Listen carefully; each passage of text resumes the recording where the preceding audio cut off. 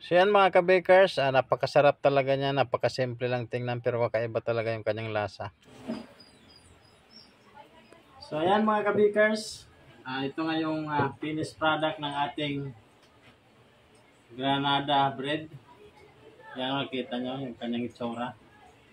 So napakaano niya mga ka-bakers, napaka-smart ng tinapay nito. Kasi pwede nyo itong baunin kahit saan, kahit mamundok kayo. Pwedeng kapihan, pwedeng soft drinks, pwedeng juice. Napaka-crispy ng balat nito mga ka-bakers. Tapos napakalambot ng kanyang loob. Ayan o. Pag kinain nyo, yung labas nito parang cookies yung balat. Pero yung loob nito napakalambot. Yan, napakasarap talaga mga ka-bakers. Ito na talaga the best. Yan. Granada bread.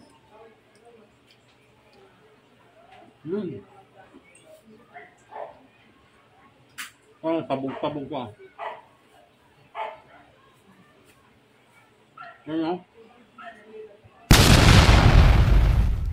Yan.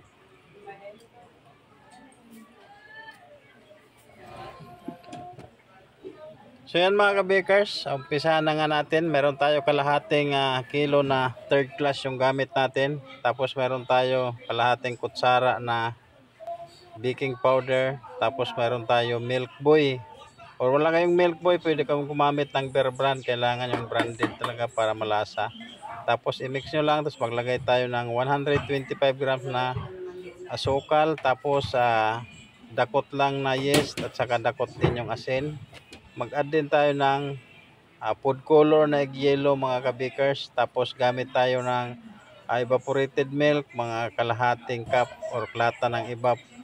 So masarap talaga to siyang timplada na to mga ka-bakers kahit wala siyang itlog o wala siyang itlog, hindi tayo gumamit. Pero ang gamit natin dyan is branded na powder milk, yung milk boy or wala kayong milk boy, Bear Brand.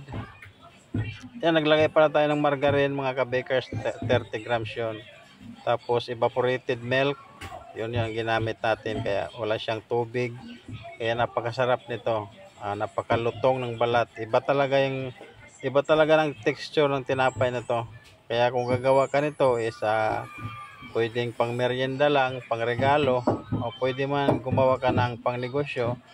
Kaso nga lang medyo mataas yung kanyang price kasi yung mga ingredients na gagamitin natin dito is mga mamahalin, gaya ng milk boy. Mahal talaga yun, magkano ang kilo dun. So siyempre pag marami kang gagawa, kung pang negosyo, marami na rin gagamitin mo, siyempre papatong mo yun mga ka-bakers.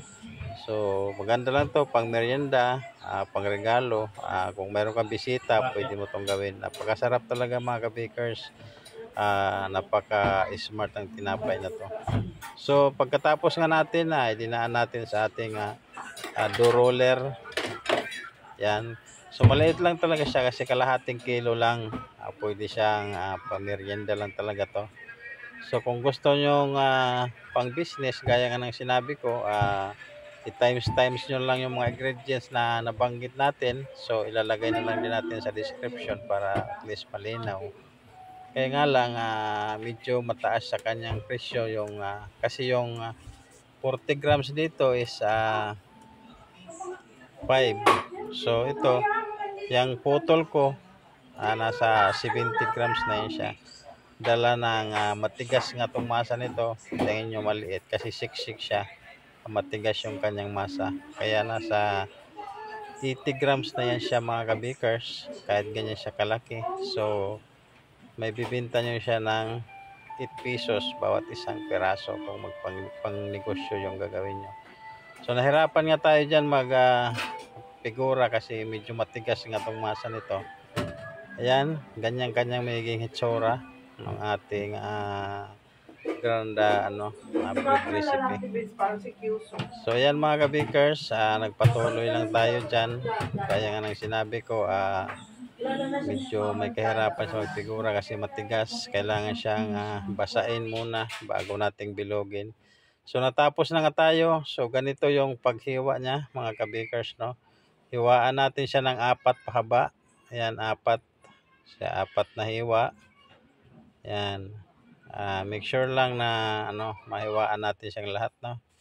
So nasa inyo lang, pwede naman 3 or 4, ilan lang. Tapos hiwaan natin siya ng ganyan, 3. Ayan, para pag isa lang natin siya, pag bumiyak, maganda ng kanyang hitsura. So ayan. So yung iba dyan, pwede pa maglagay ng asukal, no? Igwas, tas lagyan ng asukal o kaya yung cheese. Pwede rin. Sa atin is wala na lang talaga kasi okay na sa atin yung ganon. Para hindi na magkaroon pa ng ibang lasa, no? So ayan na siya. Pagkatapos natin isinalang na natin siya agad, hindi natin pinapalsa. Natin ang init pala ng oven nito ay medyo may kainitan talaga kasi nasa 300, no, Celsius para ng Sputnik. So ayan mga kabakers, yan ang finished product. Makikita nyo napakalutong yan mga kabakers. Ng ibabaw, gitna niya napakalambot, kaya nga sinasabi ko kahit anong i-partner nyo dyan is pwede. Yan, kita nyo parang sabog-sabog na siya. So ayan mga kabakers, ito nga yung finished product ng ating Granada bread. Yan, makita nyo yung kanyang itsura. So napaka niya mga kabakers, napaka smart ng tinapay nito.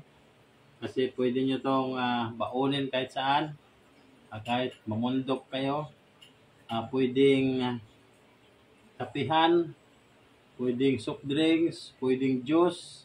Napaka-crispy ng balat nito mga kabakers. Tapos napakalambot ng kanyang loob. Ayan, no. Pag kinain nyo, yung labas nito parang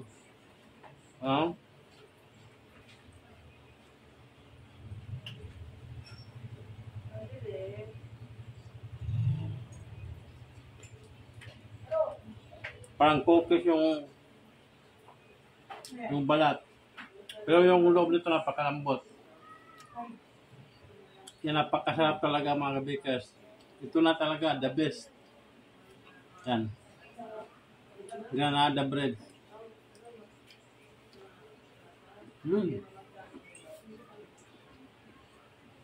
Pabog-pabog ko. Yan, no? Yan.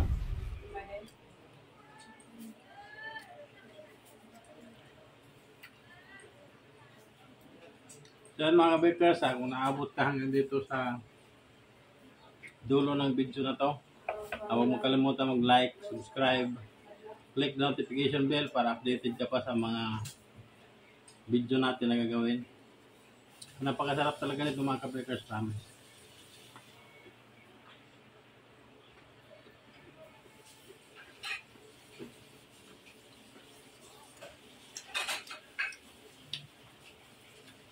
So hanggang dito lang. Maraming salamat.